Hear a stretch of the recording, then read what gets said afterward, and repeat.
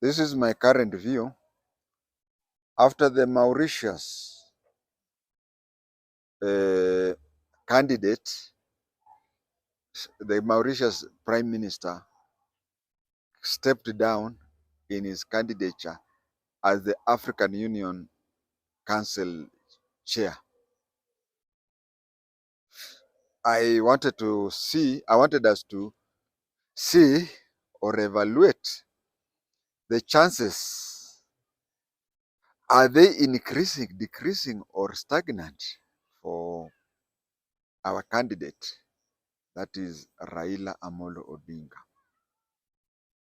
I would want to say this after I do the evaluation. You know, elections are funny.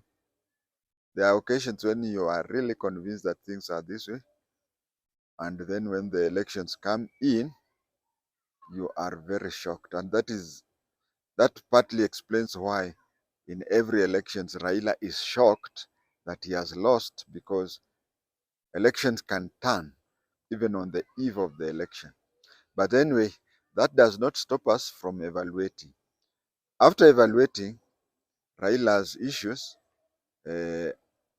I will also comment about Kenyans. I think Kenyans are a disappointing lot, especially on matters of Raila's character and candidature for AUC. We have people who hate him with passion, and there are those people who love him with passion. Those who hate him with passion, they don't want to listen to anything, or even those who love, they don't want to listen to anything contrary to what they want. I'll address that. Let me now go technical first before I come to the issue. From the word go, or for a long time, it has been seen, it has been deemed that Raila's biggest opponent or threat is the person from Djibouti. Well, I am among the very first people to endorse Raila, but we have to be prepared for all scenarios. From where I'm seated, all indications are Raila will win. But the constitution of AUC goes like this. There were 4, so one has removed himself. There are now remaining 3. The other one is not so much known that we can say the 3rd candidate. But when there were 4, the situation was that they'll go for the first round of election. When they go for the first round of election, if one fails to get 2/3, then the last candidate, the candidate with the least votes, is disqualified for subsequent elections. Now that the 4th one has disqualified himself, not disqualified, he has stepped down, and he has stepped down for Raila. Now we are going to see what effect his stepping down for Raila will have. We'll come to that. He has stepped down for Raila. It means that the number of voting has reduced. What happens next? There are 3. So they'll go, the 3 of them, if one or 2 does not step down. Now, already the time for handing on in your nomination paper has gone. Supposing 2 of the remaining 3 step down, the remaining 1 would be elected and opposed. But suppose there are remaining 3, they'll go for an election. If they go for an election, 2 will remain. 2 will remain. and the two will go for the next election in case one has not gotten 2/3. But here is the kizungumukuti, here is the problem. In other democracies, in other elective situations, you continue that way until you reach the last time when there are only two, and he who or she who gets 50 plus 1 becomes the office holder.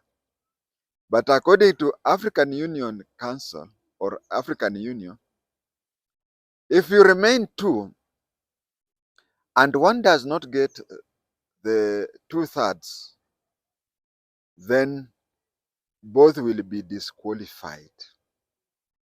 Both will be disqualified. And when they both are disqualified, they will go for, there are two positions which are there for election. There is the position of the chair and the vice chair. So, if the chair reaches an extent where there are two remaining and one does not get the required 1/3, I'm looking at it this way.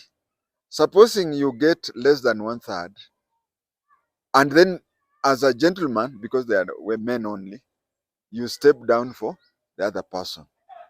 Just say, okay, you've won. Okay, well, there's no need of whatever. I think the constitution is silent there. But if it goes to that time where it remains only two candidates and one does not get 2/3 or one does not get the cut, what happens?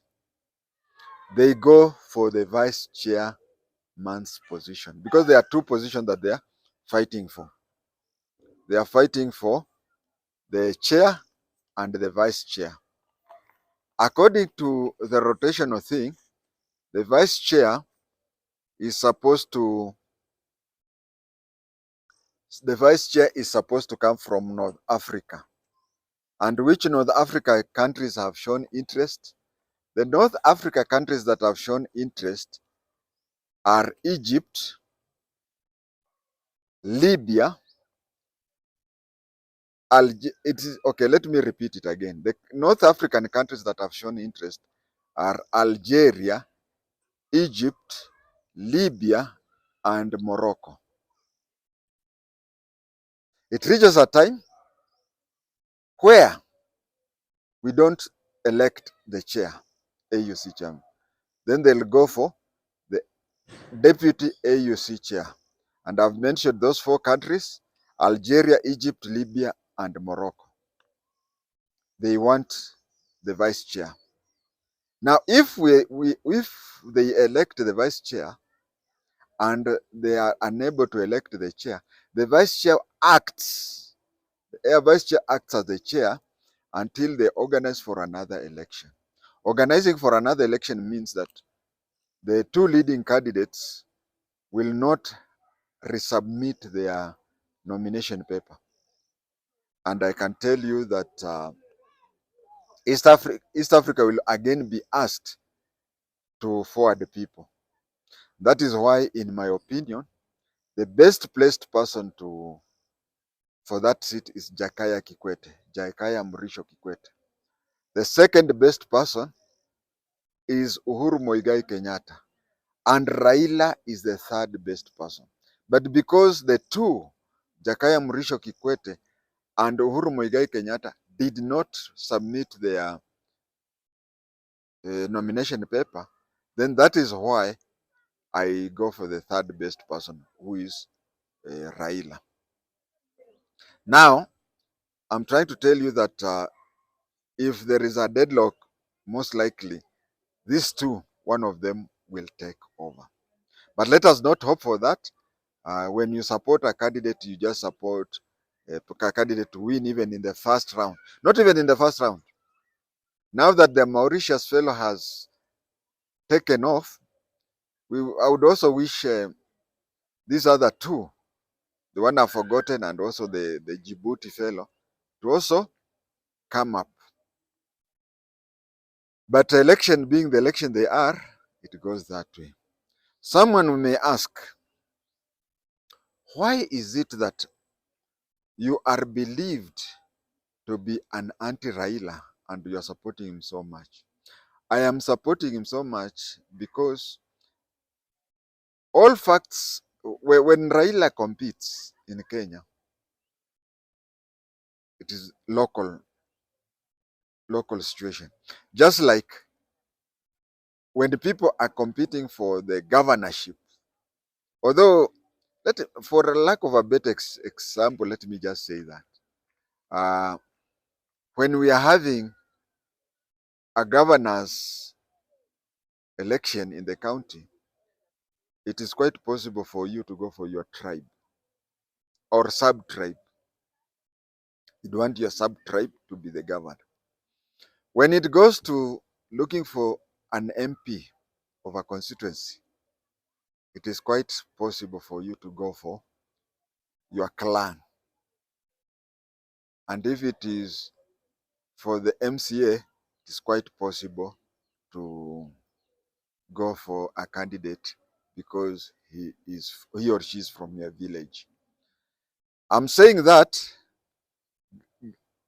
guarding myself because the reason for that, there are occasions when we also need, if our candidate is bure kabisa, we don't choose him or her because that bureism will go for us. But then to some extent, there is also need to support one of your own. So when we talk of Africa, our village is East Africa. So to that, I would say that people from the village called East Africa, it is good for us to gang up behind Raila. Once again, if you look at Raila, of the people he has been campaigning against, he is presidential. And if you look at all the candidates who have been there, the other candidates, if you look at them, I'm very sure many presidents do not know them, do not form an opinion about them. I was worried about the Mauritius candidate because President Cyril Ramaphosa had said that SADC countries, South Africa Development Cooperation countries, will support the Mauritius person. I was concerned because what I know, Cyril Ramaphosa is a personal friend of Raila Omolo Odinga, business friend. It is so serious that during the 2007 presidential elections, Cyril Ramaphosa, by then he was not even in politics, had come all the way to Kenya to try and, before we even reached the stage of calling in Kofi Annan, he was the one who was preferred to come and talk to the people. But Mother Karua and the people who were pro Kibaki said that they could not accept a business partner of Raila to come and mediate. So Ramaphosa came, he went all the way to Serena Hotel, but went back to South Africa. Now I was shocked for him, of all the people, saying that SADC countries have decided to support the Mauritius fellow. Now, the Mauritius fellow has said that he is stepping down and is stepping down for Raila. You may have noticed that before he stepped down, uh, first of all, before I say that, you have to understand that there are some countries which are in SADC and at the same time they are in East African Community. If I have to mention them, Tanzania is one of them. Rwanda, Burundi is again there. DRC and so on and so forth. You may have noticed that whenever East African countries were meeting to endorse Raila, you may have noticed that East African Community countries, which are simultaneously members of SADC, they were sending in senior people, prime minister, foreign affairs minister, but not the head of state. So their interests were conflicted because Mauritius, which is a member of SADC, a candidate was, actually the prime minister of that place was contesting. Now that he has stepped down, expect Raila's supporters to increase, especially him having stepped down and said that he's tapping Raila. But let me tell you one thing. When you step down and endorse another candidate, it is not automatic that you're, unless you are Raila. Raila is the only person who can assure you that he's giving you all his supporters. But any other candidate, you remember the Madimoni issue. The Madimoni issue, Kikuyu stand to Uhuru and said that we wanted you to be the president. And if you see that you are not fit for that, then what you do is that you leave us, we look for another person. And that is when Uhuru said, ndio ekolia ngoma umire kogetweko gugu. That is the exact words that he said. And that is how people misquoted him and said he called Nani Madimon. So you find that the Kikuyus were ready to support Uhuru Muigai Kenyatta. But when Uhuru Muigai Kenyatta reached a place and said he's stepping down for Mudavadi, then they told him that now that we have said you become the candidate and you don't want, let us now look for another candidate. It is possible that even if the Mauritius Prime Minister has recommended Raila Amolo Odinga, his supporters may be Kikuyus, if I can say that. And but we hope his supporters should be Luos. You know, Luos, Raila Kiku support, all Luos will support you. But Kikuyus told Uhuru that we support you, but if you don't want, then allow us to look for somebody else. And that one, I wanted us to bear that in mind. And then there is something people were saying that the Djibouti fell. Okay, there is a point they are saying that Raila being known, somebody says that your weakness is your strength and your strength is your weakness. Being unknown, the Djibouti man can be elected because he has little or no enemies. But also, being unknown, people may not select you because they don't know how you perform. Being known, you get a lot of people to support you. But also being known, you may have acquired enemies because somebody who is unknown, you cannot be an enemy of an unknown person. So that is the disadvantage of Raila being known.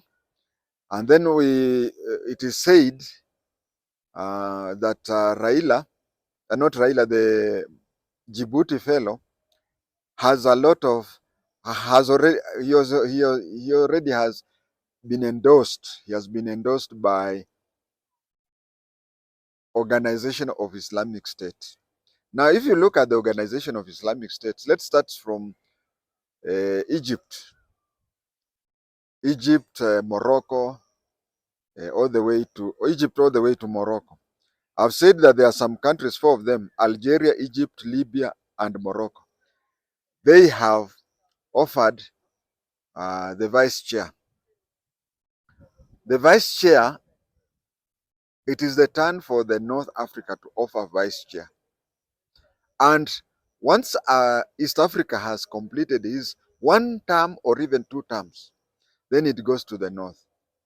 It will be a bit, you look at it this way.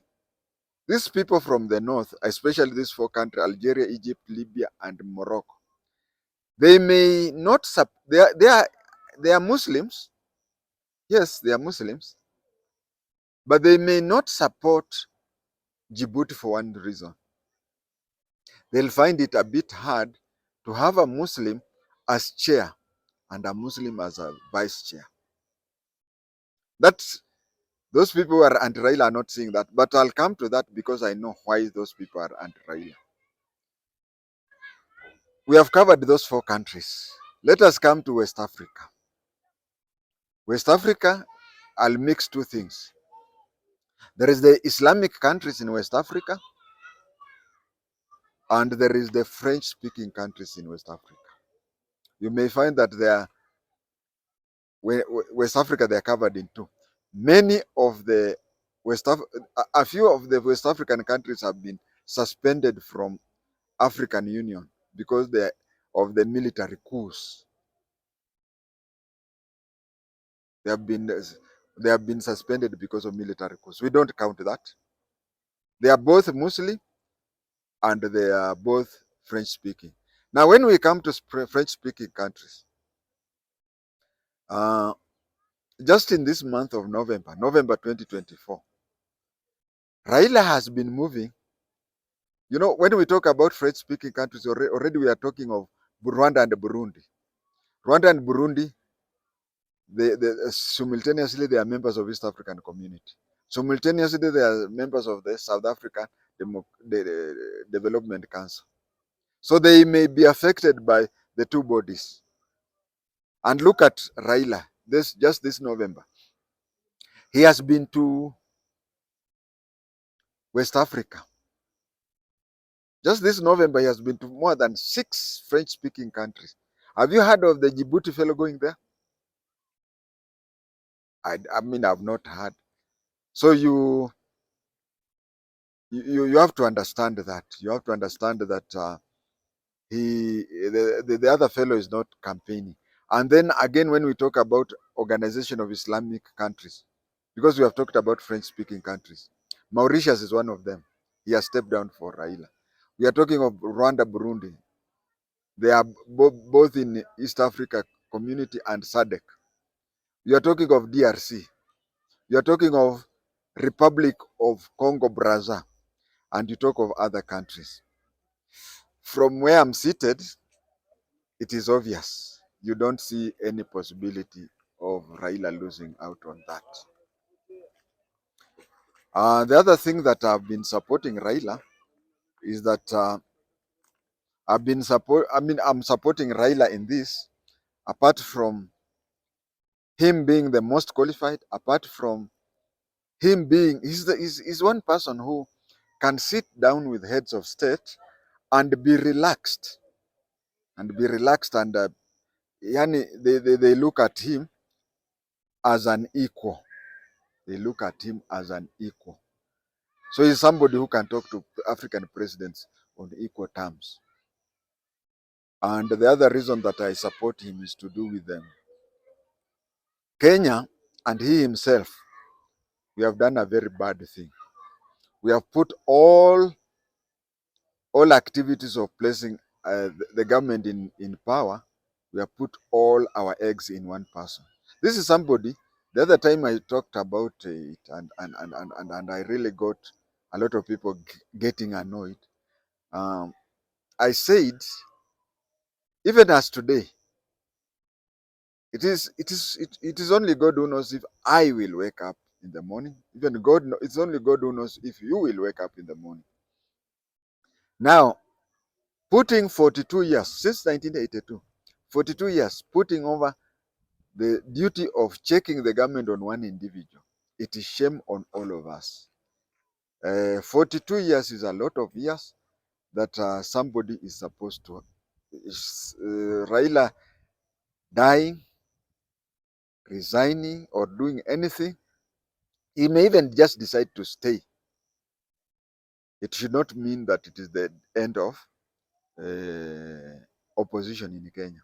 And that is why I see a lot of Kenyans, especially, let me tell you, over 90% of the people who are wishing Raila to fail, and over 90% of people who were wishing Raila to pass, they are doing it with a hidden message. We have some people led by none other than Dr. William Samoei Arap Ruto.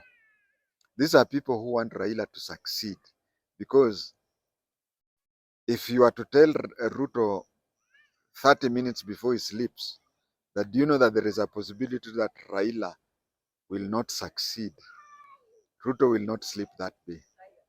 He will not sleep that day. There are those people who want him to go atuondoke. That is a bad support. Then on the other side, we have other Kenyans who would wish Raila to fail. You know, those who, kama Ruto, if the results come that Raila has failed, that is when Raila will realize that we have university students funding problem. There are so many things people are complaining, but Raila is not noticing. But once Raila fails, that is he will immediately start remembering that. And maybe that is why some people call him. I'll talk about his sister called Wenwa Akinyi, but that is why some people call him Muganga. The name Muganga is somehow related to uh, Jaramogi, Wenwa Akinyi, and such things, but that is not the topic for today. So there are those Kenyans who would really wish Raila to pass, not because of any other, or maybe there are other reasons, but the major problem is to kill the opposition. Then on the other hand, we also have a lot of Kenyans, especially those who in the opposition, and especially those in Luo Nyanza. There are some many people in Luo Nyanza who have always been going back because of their association with him. He becomes irrelevant in politics, they become irrelevant. That is why they wish that he resigns. But to me, let me tell you, and I'm happy that Gen Z's called me out. I was the first person to tell you that Raila is a businessman. The last time Raila really was serious in, the last time that Raila was serious in election was 2007. I think from 2007 he gave up. From then on, especially after the new constitution, Raila has been using this as a business venture. Every time there is any issue, he lines his pockets. I said that, and I was told that I'm anti-Raila and I'm anti-Luo. I don't know who came up with the idea that I'm anti-Luo, because Raila claims that he's the 13th grandson of 13th ancestor of Nabongo. But then, if you count Nabongo Netia, his eldest child, then the eldest child of the eldest child, the eldest child of the eldest child, and you count that. Up to this time, even today, 2024, it has not even reached 10. It has not even reached 10. And Raila's ancestors are listed on Jaramogi Oginga's tomb. You can go there and read all of them. But then he insists that he's a Mwanga, the 13th ancestor. His 13th ancestor is Nabongo Netia, which even to today, Nabongo Netia has not reached the 10th generation. He has not reached the 10th generation. And I've always said that Raila has been making business because when he was detained, you see, those days we had 4 levels of people. We had those ones, the police cells. We had those in remand. Then we had the prisoners and we had detainees. And he used to get privileges which were different from all of them. He used to get privileges similar to what Nelson Mandela later started having in Pretoria. So those things are there. He's usually carried out by crowds, and then when he finds that he's in the deep end, then he goes back and negotiates for himself. That is why you may hear him coming up. That don't call me on this number. I'll call you on a Nigerian number. I wanted to say this, that after we had the new constitution, every ODM county government had allocated him. There is this governors, what do you call, entertainment vote. They had allocated him something there. So he was getting more than what the president was getting. And even Parsaris, Esther Modoni Parsaris, was once stepped saying that she had forgotten to send her monthly contribution to Raila. So he has been using that. And I've always been telling, the first time I did was to the person The person who was seconded to Raila's office when he was the PM was my junior in Mandera called Ojwang. And I advised Ojwang that Raila should look for the best time to opt out. Just like the gambler, they say that the gambler knows when to walk away. I've always been telling him that Raila should be looking for an opportunity, the right opportunity to walk away. People like Uhuru Moigai Kenyatta, people like Ruto are his the second generation after him politically. Now for him to contest against them, and then again for him to be still in the Kenyan, so that when Ruto goes, then the next lot of political generation is still there, that is bad.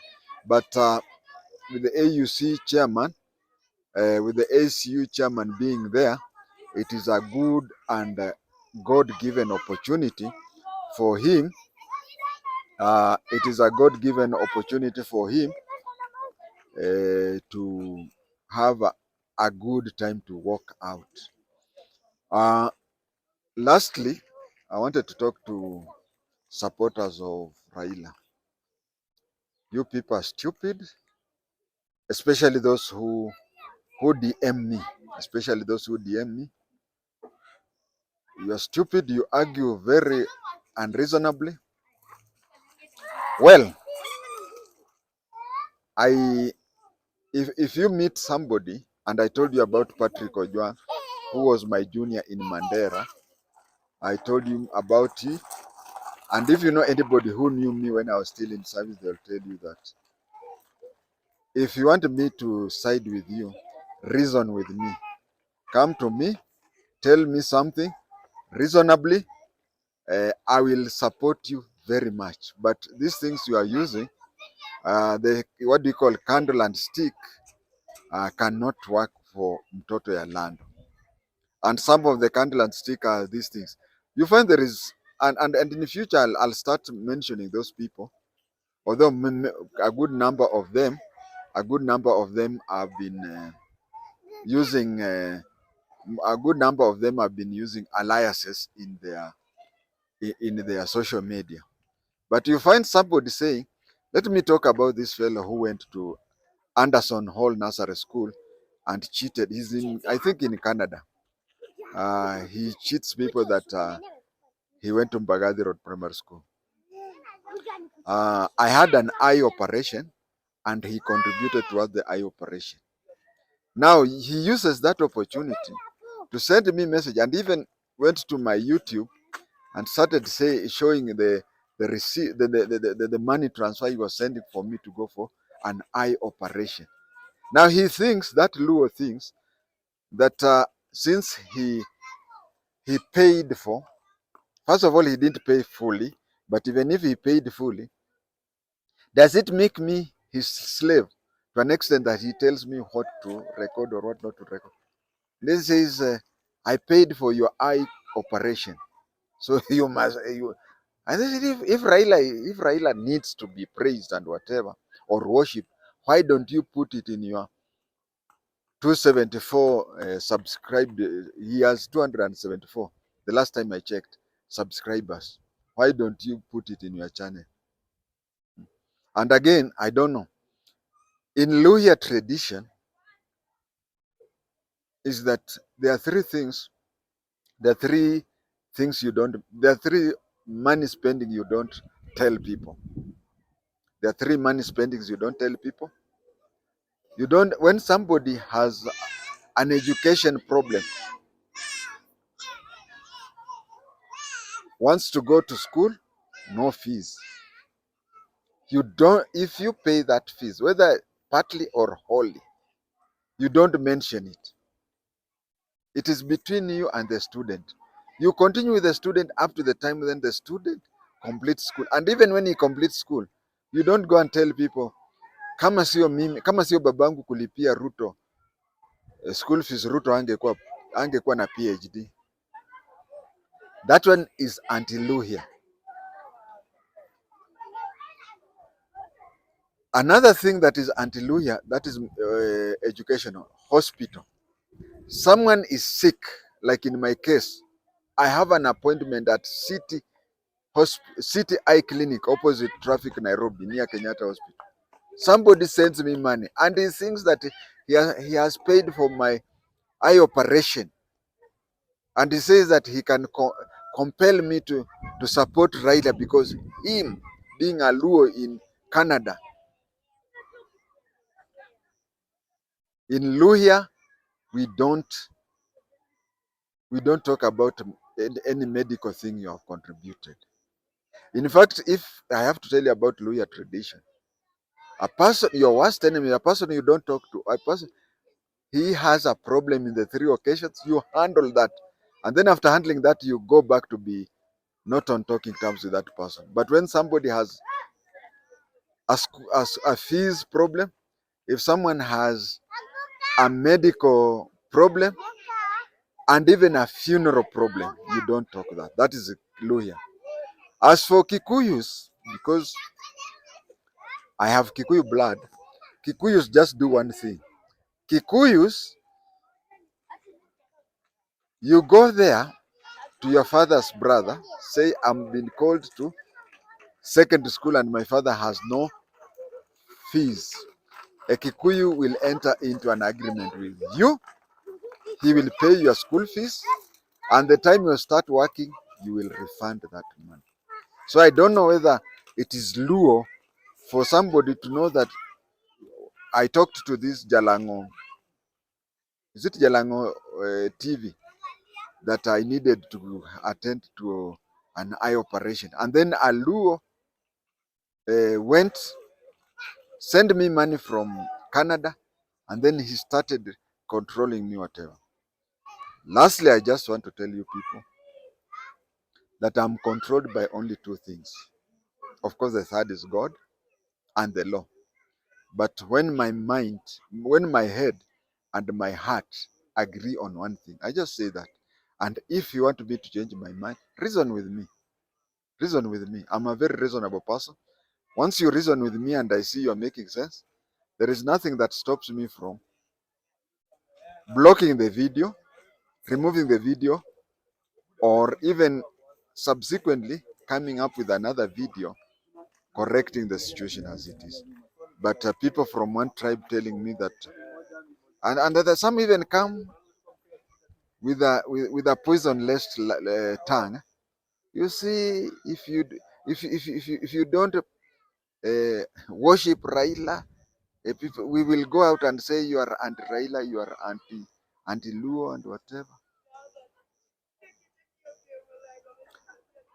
If you are a Luo and I attack Raila, and you feel that by attacking one person who claims to be a Mwanga, Mushisetse, who claims to be a Mushisetse, or Mwanga, or Muluya, if I attack that person and you feel I'm attacking the whole tribe, so be it. Meanwhile, those with a few coins, Kenny, so that in February, late February next year, we celebrate our person. But then I also have to turn to people, and I'm very frank. When Raila started campaigning, there are some people who are pro-Raila and were trying to, he's now the president of Africa, whatever, whatever. That is another stupid thing. Let me tell you one thing. If you are elected at whatever level, you are for all the people who voted for you and who vote for you. Kindly, let me not mention the tribe or anything, but let me just say, Raila's supporters know that Raila belongs to all of us. And when he wins, kindly don't go around saying that mulimunyima kura za hapa, sasa amepata hapa. Just understand that one time a son of the lake will rule the country, and he will rule during my lifetime. So don't remove that or don't extend that. Right? Right.